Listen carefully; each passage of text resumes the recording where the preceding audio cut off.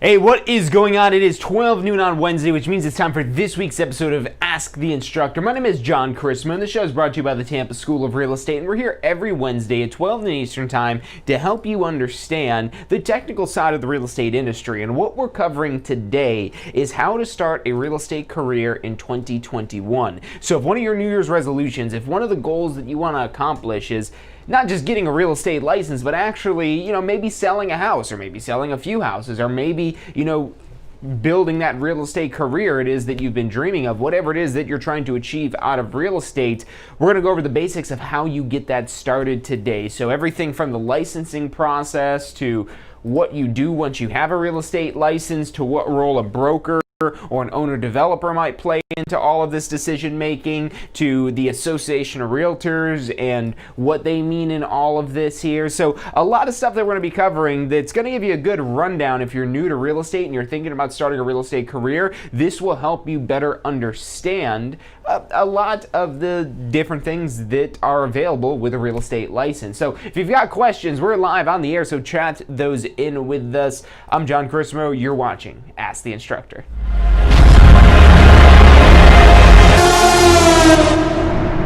You are watching Ask the Instructor. Absorb the knowledge. Become the expert.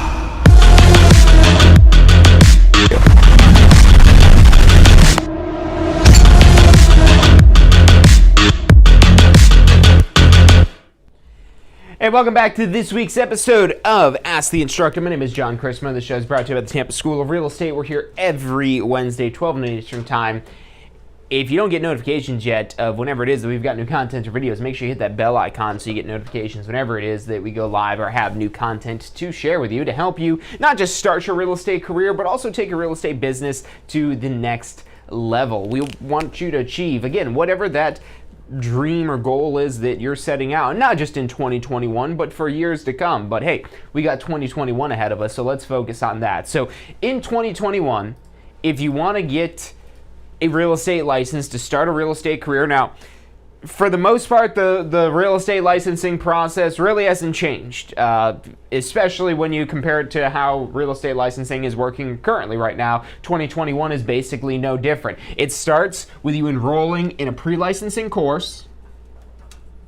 I'm just going to shorthand this, make this real simple here. So you've got your pre-licensing course. This is required to get a Florida real estate license. A few exceptions if you're an attorney in good standing with the Florida Bar, or if you have a degree in real estate, or if you're one of a handful of states where you might already have your real estate license from.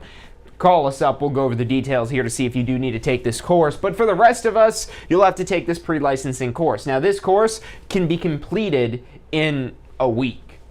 Potentially even faster than that as well. And we have a lot of different formats, from good old-fashioned classroom courses to live streaming virtual classrooms, as well as on-demand online self-guided courses as well. So we've got all different types of course options to fit your learning style, to fit your schedule. Call us up if you have questions about any of those. But that's what's going to be required, of course. Now, number 2, fingerprints.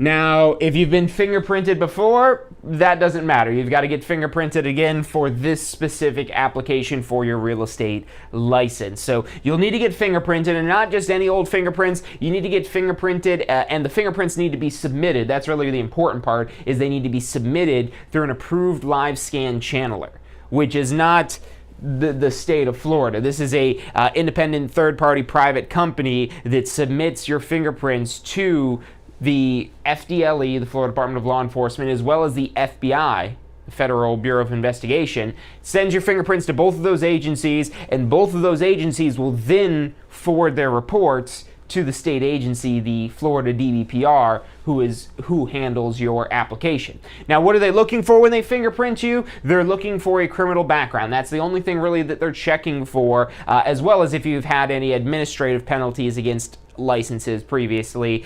But civilian-wise, they're really just looking to see if you have any criminal background. Now, if you have a criminal background, does that mean you won't get a real estate license? Absolutely not. They just want to know what that background is, what the extent of it is, what your explanation is, how long ago it is. There's a lot of different factors that play into that. We actually, if you just Google how to get a real estate license if you have a criminal background, will show up right up there at the top of the results. We've got a really great article with tons of information. We've got a link on that on our website. If you want to just call us, text us, message us, 813-333-2676. We can go ahead and shoot you the link to that as well, so you have that information.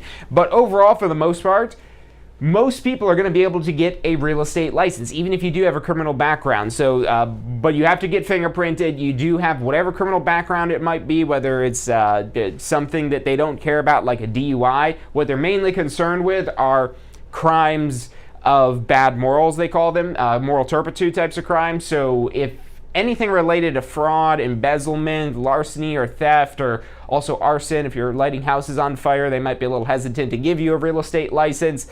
But those are the things that they're most concerned with. A lot of the other things usually aren't a problem as long as you disclose that. But again, for further information, contact us. We have an attorney that we work with that we can get you in touch with as well. It's totally possible and doable. Now, in addition to your fingerprints, there's also an application. And the application you do with the state of Florida. The Florida DBPR, the Department of Business and Professional Regulation to be specific. And the Florida DBPR, they're who are going to receive the fingerprint reports, not your fingerprints. Your fingerprints don't go to the DBPR. Your fingerprints, again, go to the FBI and the FDLE, who then forward the reports to the DBPR. And then that report is going to get linked up with your application at the DBPR. On your application, if there was any criminal background, you do have to disclose the details in there, letters of references, things like that. Don't submit your application until you've reviewed what it is that you should submit along with that. If you do have any sort of criminal background, to make sure that because if you are missing information that they're looking for, that will get your application denied. So just make sure you've got all the information in there that is necessary, and they do even give you a time period to correct for errors. So even if you do make a mistake, it's fixable within 30 days. But yeah, fill out that application. The application currently, that's I think about $83. That actually might be changing. No word on changes for that yet, but that is probably due for a change, maybe just a couple dollars if it does. Currently, though, I believe that's $83. Fingerprinting, that changes. Currently, I think that's around going to be $70, $80, depending on where you get the fingerprints done. The one other thing it is you'll also have to do in addition to your course is the state exam. And this is probably the thing that's the most different right now compared to how the licensing process really has been for the past like 20 years, is you can now take the state exam online. They now offer that state exam online. They didn't necessarily say whether this is a permanent or just a temporary measure, but for the time being, at least, you could take this state exam online, which this simplifies this process so much, because one of the big headaches that, well, it'll still be a headache, trust me, with this process of just going through and the time that it takes. We do recommend that you enroll in the course right away, but one of the first things that we're going to cover in the course is how to complete this licensing process. If you take a classroom course, we actually bring in a mobile fingerprinting vendor, so that way you get your fingerprints right there done on the spot, and that way you're not waiting. Because time is going to be your enemy from learning this information to be able to successfully pass your exam. And you know, one of the things that could always be difficult, and you still can get in-person appointments, they're just more limited than they even normally are, but even normally, getting an appointment to take the state exam, you're usually looking at least a couple of weeks. And depending on the time of year, just depending on when, at the beginning of the year, a lot of people want to get a real estate license. A lot of people make New Year's resolutions. A lot of people want to go in and have some sort of fresh start, so they go and take the real estate exam. And so different times of the year, you might see a lot more appointments than others, but now with this online exam, there's a lot more availability where you're not necessarily having to wait weeks, but maybe just a couple of days, if not the next day. You do still have to schedule it because it is still a proctored exam where your computer does have to have a webcam, or you have to have an external webcam if your computer doesn't have one built in. So you got to have a webcam so they could literally watch you while you take that state exam. But you no longer have to go to a physical facility for them to watch you take the state exam. You can actually do that online now. And the price for those are currently are the same. It's about $36, $37, I believe, for the state exam. And Once you pass your course exam, you can take that state exam as many times as you need to. Now, you might be saying, well, wait a minute, what do you mean as many times as I need to? Don't I only need to take it once? Well, yeah, you only need to take it once, or you only have to take it once if you pass it that first time. If you don't pass it the first time, well, then you can take it a second time. What's it cost? Just your time and another $36, $37. And you can take it a third time or a fourth time or 10, 20, 30, 40, 50, 100 times. I've never heard anybody taking the exam more than really even getting into double digits. That's rare. And you might wonder, okay, well, wait a minute. How is this exam even passable? If you talk to people that have gone through this process or maybe attempted to go through the process and didn't quite make it through, they'll probably tell you at some point, hey, there's a really tough exam. And it's not that the exam is tough. It's tough if you don't know the information from the course, which, yeah, that usually makes it tough unless you spend conscious time and effort reviewing that information. Now, yes, going through our courses, we're going to do everything we can to make it the best experience possible, but unless you learn like a sponge, you're going to want to also invest some time on your own. And rather than you running around like a chicken with your head cutting off, trying to figure out how to study, that's why we created the Pass First Try strategy. And you can find the full details on that at passfirsttry.com. So, full disclosure, the state exam pass rate is 50%. That's not specific to Tampa School of Real Estate or any particular school. The state of Florida, they do not release pass rates by school. We were just looking at Texas the other day. In Texas, the Real Estate Commission actually does release test pass rates by school. I would be really interested in the Florida Real Estate Commission publishing that information as well, because I know where we would be on that list. But I digress. So I don't have any concrete information to give you because the state of Florida, they do value privacy and they keep your exam information confidential. As a matter of fact, you actually don't even find out what score you got on the exam. You just find out that you pass if you pass it. Now, if you don't pass, then you find out your score. But if you pass, you never find out whether you got a 75% or 100%. And look, these exams are also multiple choice. They're multiple choice. It's only 100 questions. They're multiple choice. There's 2 exams. The end of course exam, you got to get a 70%. The state exam, you need to get a 75%. Can you do it? Absolutely. Can you do it without studying? If you are the one, if you are gifted, maybe. But that's almost impossible, again, unless you learn like a sponge, which there's some of you people out there that could just absorb information. And I envy you because I'm not that person. Most of us aren't that person. Most of us do have to invest some time to make sure that we know this information. But if you do that, if you follow the steps that we lay out in our Pass First Try strategy, it's 4 simple steps to really just break down what you should be doing at what point to study most efficiently for this exam. You follow that strategy and you focus on the information we tell you to focus on in our courses and our study tools, you'll be able to pass this exam. It's not a question of if you'll pass the exam, it's a question of when you'll pass that exam. And just whether or not you're taking this exam before you're ready. So focusing on studying that information is going to get you prepared. And we lay out this Pass First Try strategy. This is, even if you don't buy any study tools from us, we have a whole strategy. It's, again, just 4 simple steps. Learn the information, review the key points, test your knowledge, and be confident and prepared. We've got a much more detailed breakdown as well as why all of our study tools are designed to complement that process, all at passfirsttry.com. And if you haven't enrolled in the course yet, we've got some really great bundle packages if you enroll with the study tools. Because you'll find out after you get into the course, these study tools are definitely very valuable. Because in your course, there's a lot of information that we have to teach you that isn't necessarily going to be on the exam. Now, that could be frustrating because one of the main reasons why most people take this course is to be able to pass the exam. And then the secondary reason, or also primary reason for some people, is to learn about real estate. Well, in your pre-licensing course, you do learn about real estate, but primarily real estate laws, rules, and the things that they're going to be testing you on for your real estate exam, which sometimes that's not the most exciting information. And what could also be frustrating is the Florida Real Estate Commission requires us to teach information that's not important for your exam. Either because it's from a chapter that's a low percentage of your exam, or it's just information that's either new or irrelevant, that's just part of the curriculum, that's not stuff they necessarily test on, versus at the same time, there's very important topics that are guaranteed to probably be on your exam multiple times because they're that important. So we structure our curriculum to focus on those areas, but again, it is still a lot of information.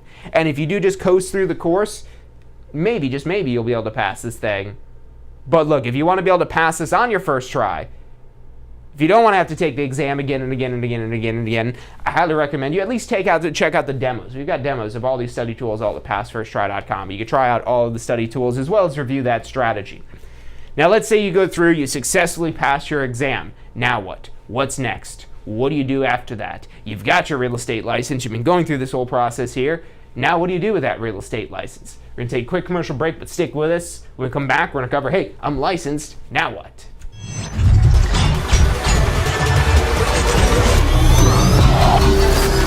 The most powerful tool to study for your real estate exam is the Question Simulator from Tampa School of Real Estate.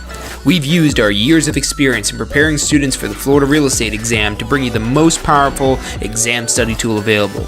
In the Question Simulator, you'll be able to go directly to a particular unit so you can focus on the sections where you need the most practice. We have also included the percentages of each unit so you know which units are the most important for your real estate exam. Every question will immediately give you detailed feedback, which is almost always more important than the question or the answer themselves. After completing all the questions in a particular unit, you can go through question by question and review any that you've gotten wrong. You could also print out a report at the end of each quiz. The Question Simulator from Tampa School of Real Estate is 100% mobile compatible, so you can practice with test questions anywhere you have your phone with you. Enroll now at questionsimulator.com and get ready to pass your exam.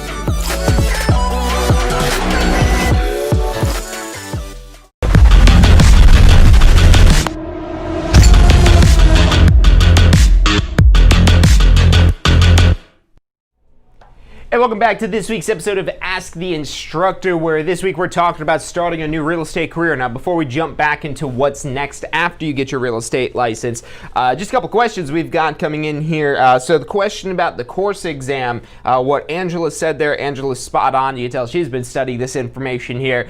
That actually, fun fact, can actually be a question on your exam, believe it or not, as simple as it is, as irrelevant it is to your real estate career. They could actually test you on the rules about taking your end of course exam. That's probably not the most important for your exam, but it could still be on there. And it's just little things like that, again, that we try to help guide you into, what are the things that are important that you should study. And that's really what all of our study tools in our Pass First Try are built around to focus on. So yeah, thanks everyone for tuning in. What's going on, Frank, Corey, Liz, Angela, Brittany? Thank you guys all for tuning in here. And if you got questions on any of this stuff, let me know where you're at in this process. If you're just getting started, or you've already got your license, or maybe you're already talking to brokers, or whatever the case may be. So let's talk though, you just passed your exam, now what?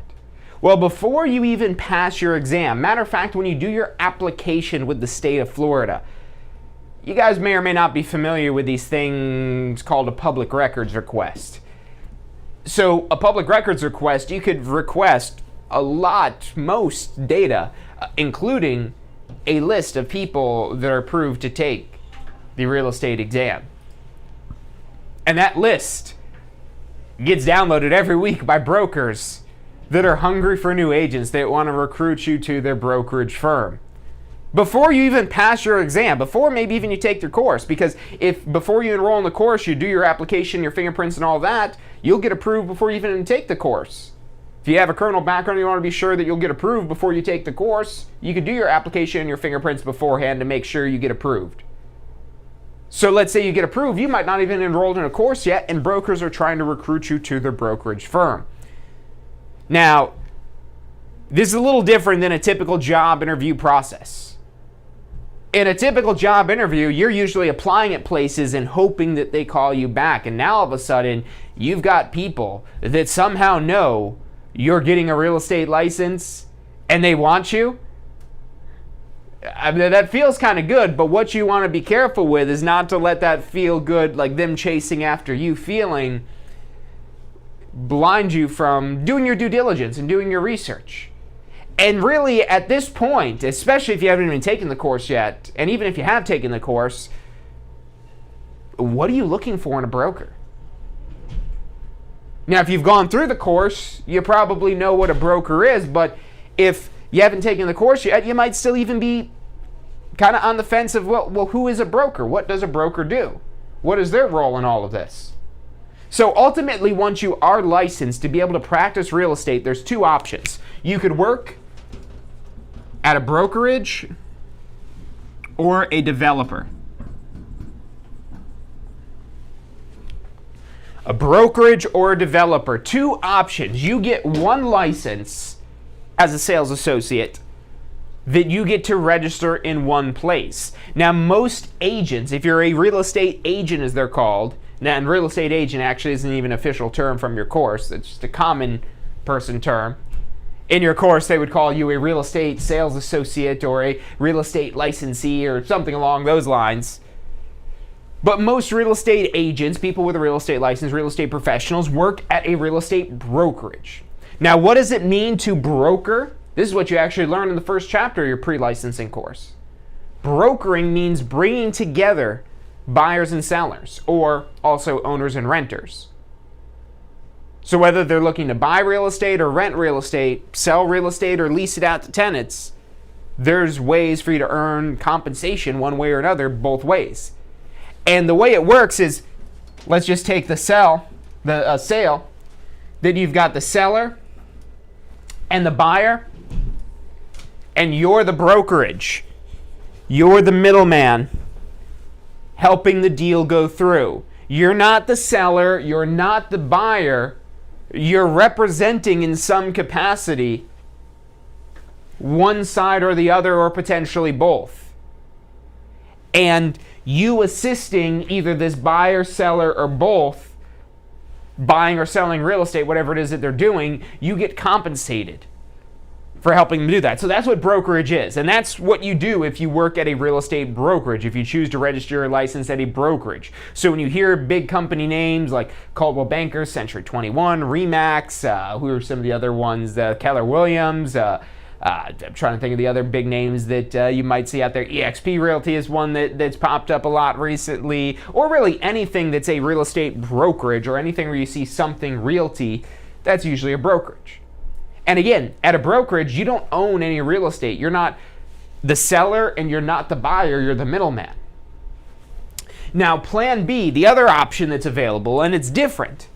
We're going to compare these a little bit more. But with a developer, you're working for the developer.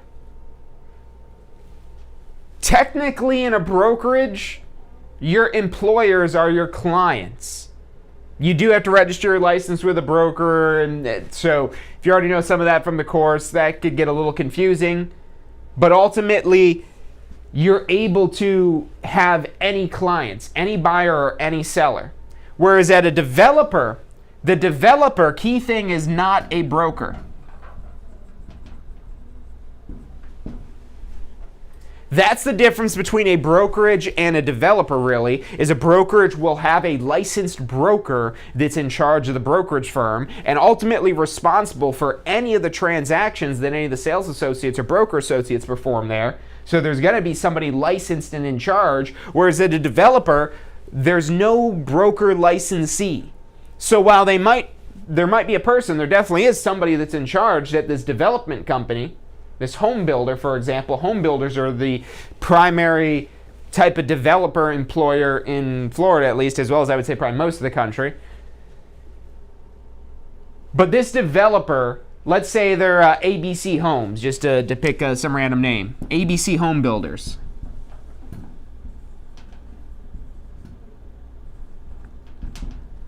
And they'd probably be a name something like ABC Homes, because they're not necessarily a construction company. They're the company that's developing it. They might be subcontracting, paying other people to build it, and they're the masterminds behind it all. And ultimately, these developers, they're building out maybe some new neighborhood. There's a lot of that in the suburbs of Tampa, as well as the suburbs of a lot of major cities, of building out these neighborhoods. ABC Homes will come in there, buy up, let's say, 100 acres of land and build out all the streets, build a couple model homes, and then they're going to hire salespeople to work in those model homes. And the salespeople that work in these model homes, think of like when you go to buy a car. That's exactly what it's like working at a developer, except you're not selling cars, you're selling homes. But otherwise, it's the same idea. Just like if you were to go to a Ford dealer, if you went to a Ford dealer, and let's assume they only sold new cars, because used cars, that's going to confuse all this here. So let's say you go to the Ford and you say, I want to buy a new Ford. Can they sell you that Ford truck? Yeah, they absolutely can. But if you go to a Ford dealership and you say, I want a brand new Chevy right off the assembly line, is Ford going to be able to sell you that new Chevy? No. And that's what it's like at a developer. If you work for ABC Homes, you get one license, you get to register in one place. So if you choose the developer route to register with ABC Homes, you could only sell properties for ABC Homes, as well as technically help ABC Homes buy property, but that's an entirely different position. But also, again, another thing that your real estate license could be used for. But the big position, there's a lot of positions available out there because there's a lot of new home sales, at least in the Tampa Bay area, but throughout the country, there's a lot of development going on. So ABC Homes, or whoever the home builder is, would be your employer, and you basically would have clients come tour this model home, or somehow ABC Homes is usually the ones that are driving the traffic. That's usually the big difference when you're working with a developer, is this is a little bit more like a career or a job. This one is a little bit more that you're building a business. And that really comes down to how it is that you're compensated. Because at a developer, in addition to a commission, you usually get some sort of base salary or base pay or maybe some benefits or something like that, because you're directly an employee of that developer. If you work at a brokerage, you're an independent contractor. So technically you are a business within a business.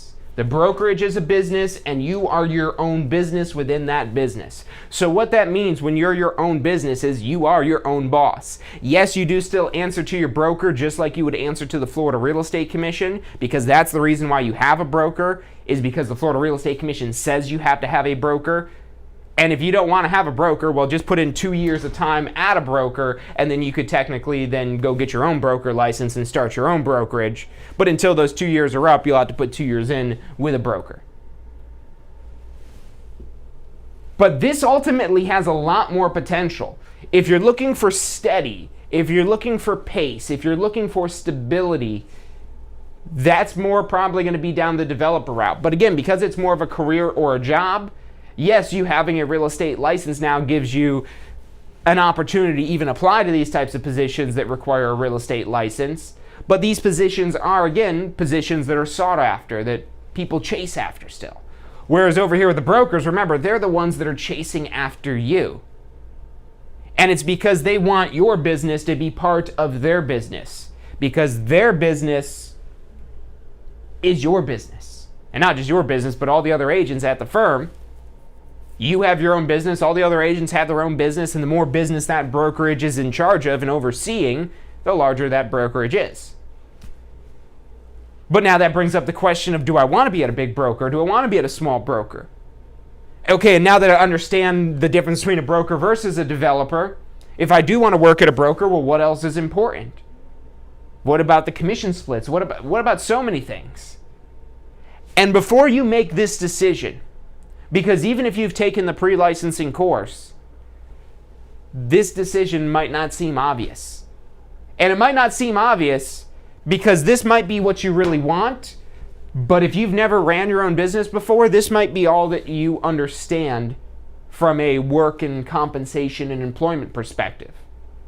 And not to say that you don't understand how a business works, but that you haven't been on the inside of it, so it's all a new experience as you experience that all for the first time. So that could be a little bit scary if this is what you've been used to. So that can draw you to this, but again, the larger potential is going to be here.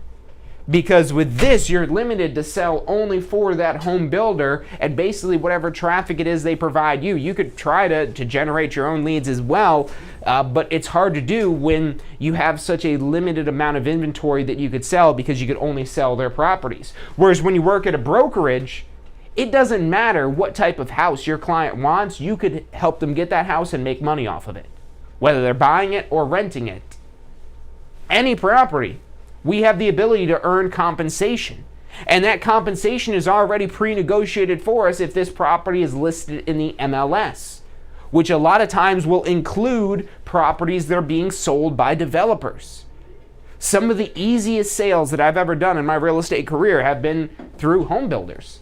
Why is it so easy? Well, because I'm not doing all the work myself. Because those sales consultants that have a real estate license as well, that are employed by the home builder, they're there to basically do what I do. And so I'm there to help, and we help each other out, but really they're usually taking the reins, especially when your client has decided on a particular neighborhood and a particular home builder. And maybe a particular model. Then a lot of the details that keep us busy as a buyer's agent get handled by the developer. And get this, again, we're still working at a brokerage. So you could work at a brokerage and say you get a client that wants to buy a new home. They want one of these ABC homes. All their life they've dreamed of owning an ABC home. And now they want to contact you. And you don't work for this developer. You work at a broker. You're a sales associate with your own independent business at your own brokerage. You could still sell this ABC home. And ABC Homes will most likely still pay you a commission. Most home builders do pay a commission because they want our clients too. They don't want to be reliant just on their own clients. Yes, they have their own clients and their own salespeople, but hey, if you got a client, yeah, we'll pay you some money, send them down. We got a great house for them, send them down. We'll pay you some money, just get them here. That's usually the attitude of most home builders. So you don't have to limit yourself working for a developer. If you want to work with a broker, you could still sell these developer homes and still make money. And now you're not tied to a particular developer. So whoever your client is, and this is what gives you the ability to a lot more be a matchmaker. Whereas over here, you have to be a little bit more of a salesperson because you're selling somebody on all you got. Hey, this is the homes here. You're selling them on that brand, that name. And if they don't like ABC Homes, well, that's going to be a tough sell. Whereas if you're working for a broker, not only can you show them new homes, but you could also show them used homes as well. Most people don't call them used homes, though. They just call them homes. And when they're new, they call them new construction. So you have these options, but look, the point I'm making, because we could go on all day, we could get really technical on just weighing these two different options and all the pros and cons. I'm going to save you some trouble. Because there's a lot of other things that are much more important than just understanding the difference between a broker and owner-developer that are going to be important to your real estate career. And that's what you learn about in what's called post-licensing.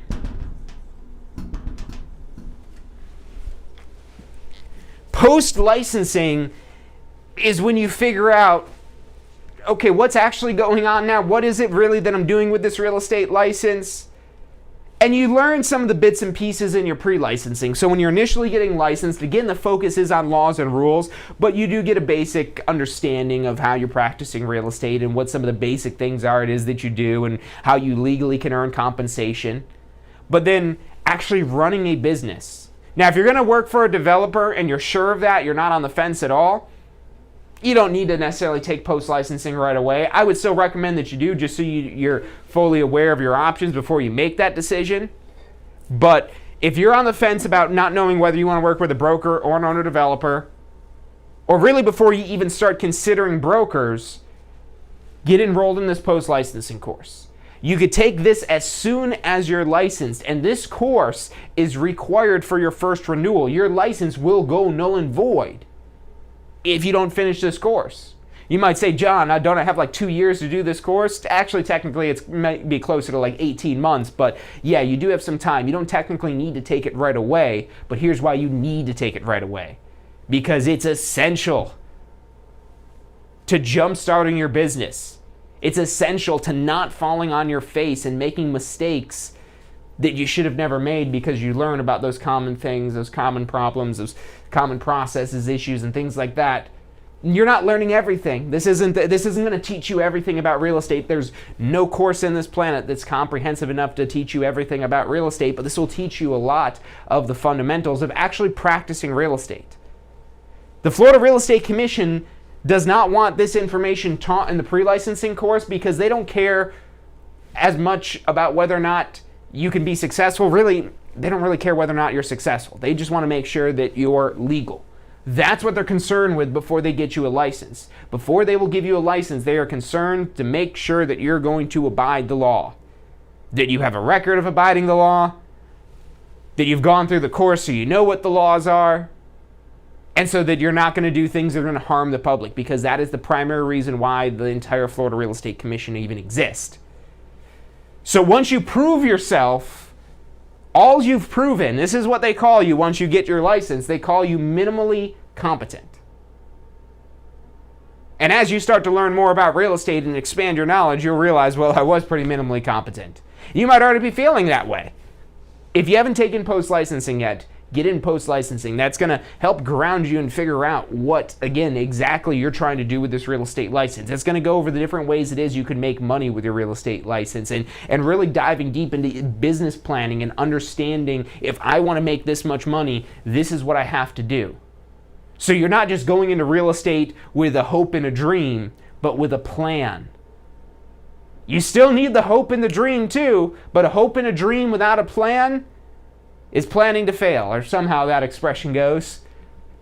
I'm not a big planner, but I have to make a conscious effort to plan, otherwise things do go to chaos. So we always got to have a little bit of planning, and planning your real estate business is so essential. That's why we teach that in your post-licensing course. So get enrolled with that as soon as possible. Now, if you're going to work with a developer, they've got their training that's going to teach you about ABC Homes and why ABC Homes are better than the others and blah, blah, blah, and all those other things. But if you're like most agents where you're going to go work at a brokerage because you're more interested in the bigger picture of building your own business, and you're willing to take on the greater degree of risk and the commission only and all that other stuff because you want to ultimately go after something larger. So let's say you go and register your license with a broker. You take your post-licensing, and you learn in your post-licensing course what things are important, what do I need to do, what do I need from my broker, so then you could interview different brokers and find the right broker.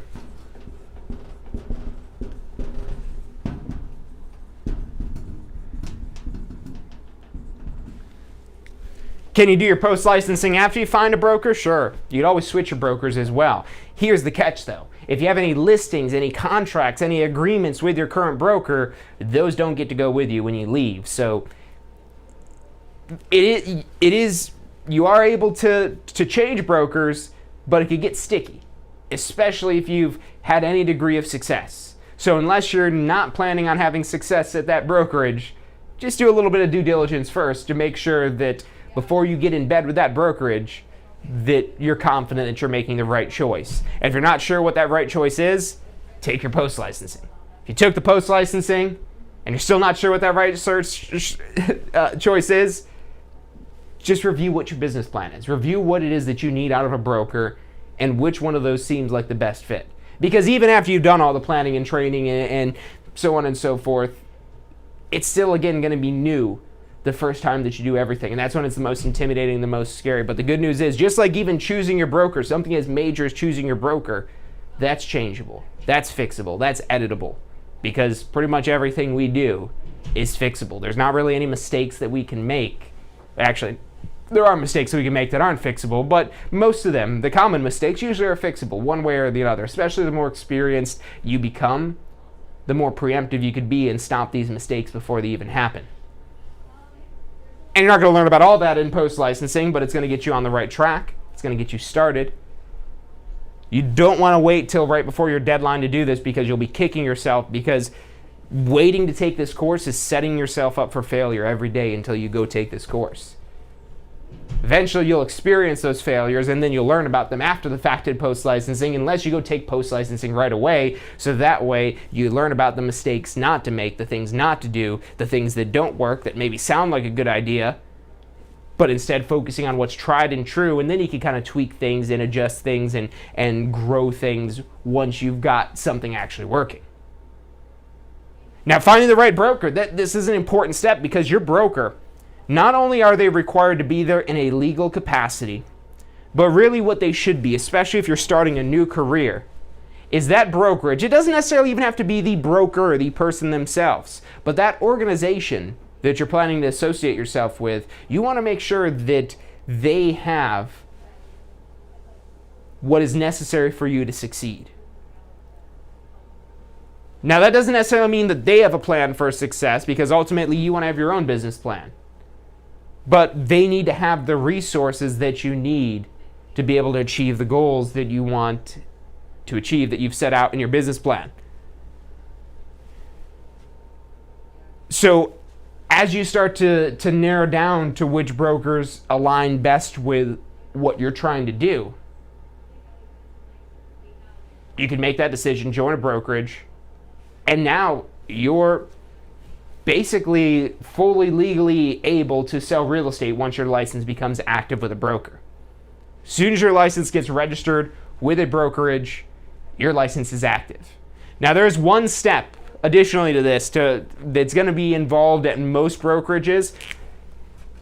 If you want to become a member of the Association of Realtors, and that's usually not the requisite, it's usually if you want to join a brokerage who is a member of the Association of Realtors. So who is the Association of Realtors? You may or may not be familiar with them already. They're a trade organization. They're actually the largest trade organization in the world. And the reason why most agents join the Association of Realtors is simply to get the multiple listing service, to have access to this database of shared properties that, so let's say I go list a property. I go list a property in the MLS. And you, working for another broker, you're searching the MLS and you see my property. Not only will you find a description and details, pictures, and all that info like you see on Zillow or all those other websites, you'll see a lot more data, but what's exclusive to the MLS is the compensation agreements. Because the MLS is really, the idea of the MLS isn't to have a database of properties available. The MLS is a lot older than that. The MLS goes back to the late 1800s when brokers first agreed to cooperate on listings. That they agreed to share commission if one side represented the seller and one side represented the buyer. And that's evolved into the MLS as we know it today. And so most brokers are members of the Association of Realtors, not just for the MLS, but for a lot of the other benefits you get joining the Association of Realtors as well. Now, what's the downside of joining the Association of Realtors? It's not free.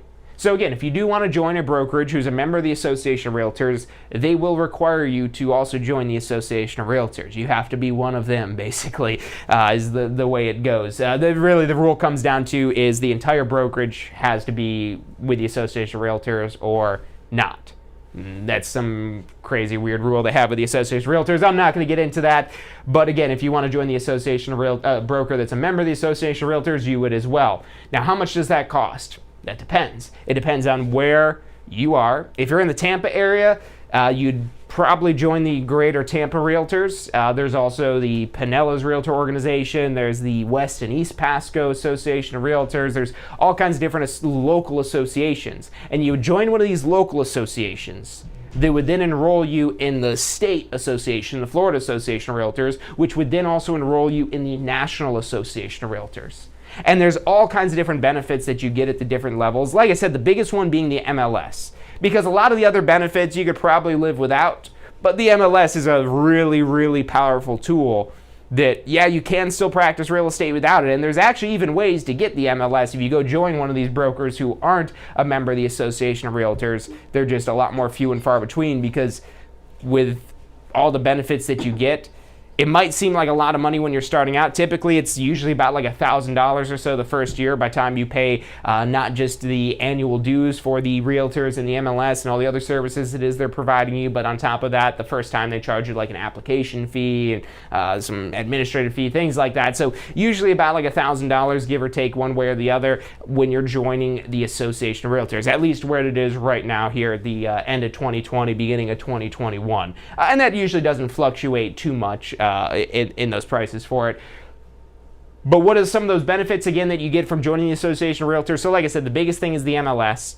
The other thing that is another one that's hard to get past if you aren't a member of the Association of Realtors is electronic lockboxes. So back in the day, when you wanted to show a house before lockboxes, you had to meet the other agent at the house.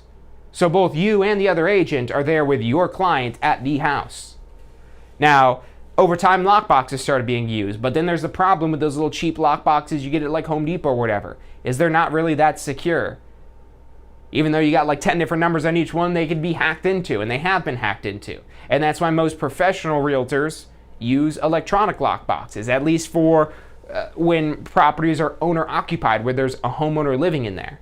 And those electronic lockboxes, there's an app I have on my phone where I could open that electronic lockbox to show the property without having to bring the listing agent along for the ride. So that gives me scheduling flexibility. That makes it so I don't have other agents talking to my clients, and a lot of other reasons. But we're going to take a quick commercial break. Stick with us. I'm John Chrismo. You're watching Ask the Instructor.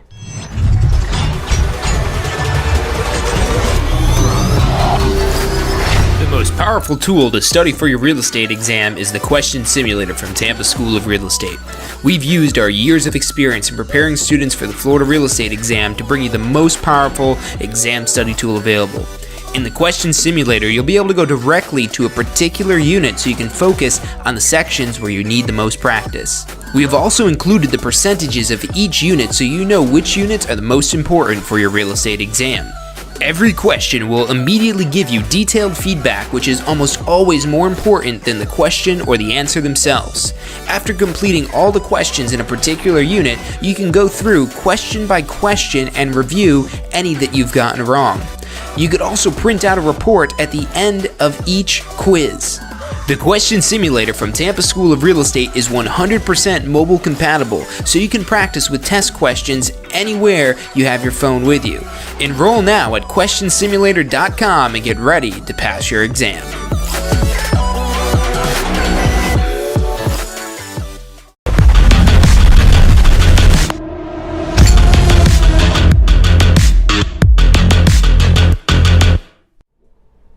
Hey, welcome back to this week's episode of Ask the Instructor. We're almost out of time for today, but I do see you guys have a couple more questions in there. Thank you everyone for tuning in again.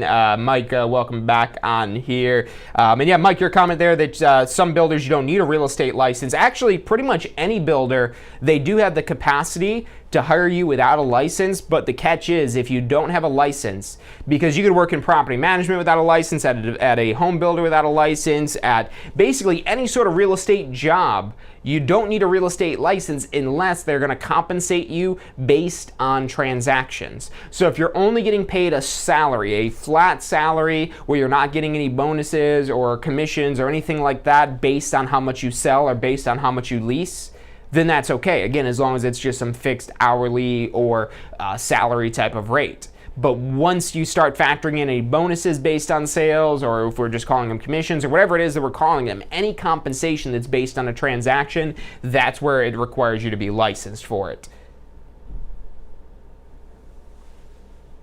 And that's also another thing for some of you guys that are looking to maybe get more involved in real estate with it too. There might be an unlicensed position that you could potentially work in before you have your real estate license, that you could do things that basically just basic assistant type of things, because anything you would need a license for, you would need a license for, but once you have a license, you could also be what's known as a licensed assistant. And a licensed assistant can basically do anything a real estate licensee can do because they have a license. But getting back into this list, again, just this last thing here. And we'll put a question mark on it because it's something that you'll probably do because you're all just going to become one of us eventually here. It's kind of creepy, I'm not going to lie here, that we all just got to be one of these realtor here's. But yeah, eventually you'll probably become one of us and you'll join the cult, you'll become a realtor, and all will be well. But some agents do start their real estate career without being a realtor. It does, again, make it a lot more difficult to be able to accomplish things, but depending on what you're trying to do with real estate, if you're working at a developer, you don't need the Association of Realtors. There's no reason for you to join the Association of Realtors if you're working at a developer because you don't need the MLS, because you can't do anything with the MLS because you're only allowed to sell your properties for that developer. So you wouldn't need the Association of Realtors if you work at a developer. If you're working really as a licensed assistant, unlicensed assistant, or again, any of these types of positions where you're not actively brokering deals, you might just be earning referral fees. That's another thing you could do once you earn a real estate license. Maybe that process of finding the right broker is finding a broker where you can park your license, where your license will be active, but you're not really practicing with it, but you're allowed to earn referral fees. So if you're just trying to earn referral fees, they'll let somebody else do the work, but you're the connected one, you're the one with all the connections, and you want to refer that business out. A 25% referral fee is typical. It is a negotiated amount, but that's not absurd to ask for a 25% referral fee if you're handing somebody a hot lead. And it is negotiable. You could even ask for more. You could ask for less. And if you are actually practicing real estate, this is a great way also to build business across state lines, because as your clients move out of the state of Florida, you could refer the business to other agents in other states. And I don't know of any other states where we're violating that law, but specifically in Florida, it's 100% legal in Florida for you to accept compensation from another state from, say, a referral fee like that, to where you refer business to somebody that wants to buy a house in Alaska. And you refer them an agent in Alaska, and then that agent in Alaska, technically their broker, sends you a referral fee, whatever that negotiated percentage of the commission was. So that's another thing that you could do. And again, finding the right broker, you don't want to go join one of these big name brokers if all you're going to do is referral fees, because those big name brokers have big name prices to join them. They have heavy fees, they have high commission splits and things like that, where if you're only earning 25% of the commission, if your broker's going to come along and take another half of that commission, well, that doesn't work. So you got to find the right broker. That's where it makes sense to be in a higher commission split brokerage, because you don't need as much from your broker other than the legal capacity, so you could earn your referral fees. And this, again, is all stuff that you're learning about and really opening these doors and starting to understand these new opportunities that are available with your real estate license once you take your post-licensing course. And again, if you still need to get licensed, if you need to enroll in the course, we actually have some great bundle packages where you could actually bundle in this post-licensing course with your pre-licensing course as well. So that way you've got everything you need and not just get your exam passed, but also hit the ground running as soon as you have your real estate license.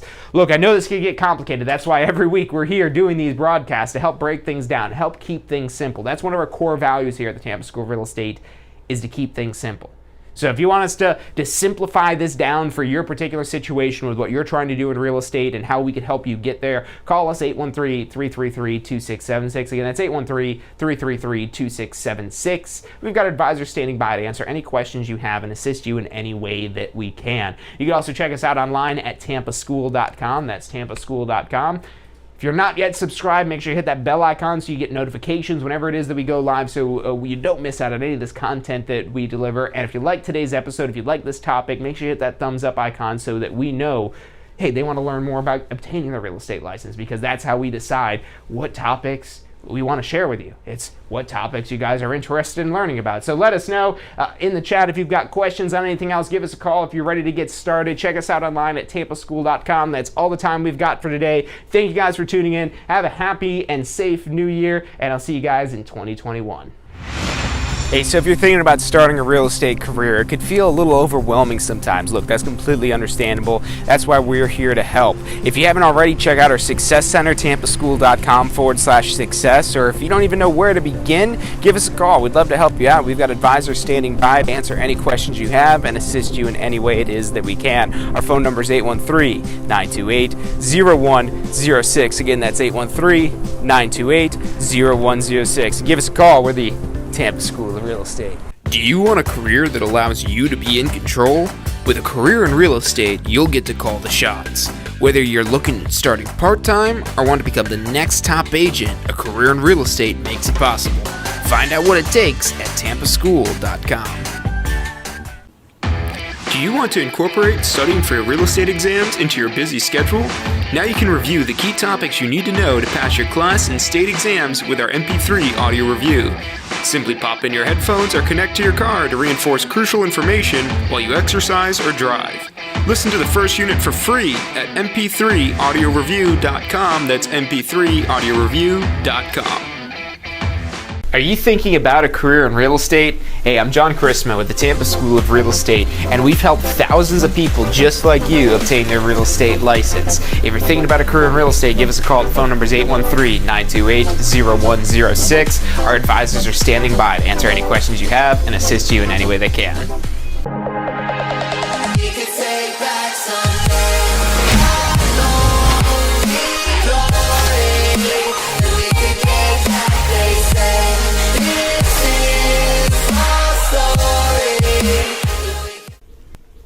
Hey, if you're enjoying the show today, which I'm sure you are, be sure to hit like, subscribe, post your comments, share with your friends and family. Thank you guys so much for watching.